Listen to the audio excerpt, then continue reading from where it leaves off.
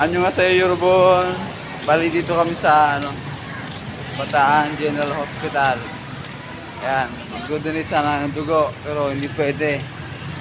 Kasi kakabunod daw ng ngipin. At si Ruby naman ay hindi pwede dahil 45. Pababa yung timbang. 45 kilos lang siya. Ayan, so bali pauwi na kami. So nag-minister na po kami sa aming mga kapatid na nangangailangan ng tulong. Paano mga katsingko, ingit kayo. Ganyan lagi. Unahin ang magtulong sa kapwa. Ano kasi A few moments later. ito yung Hindi ka man nag-donate ng dugo. naragdagot ng dugo.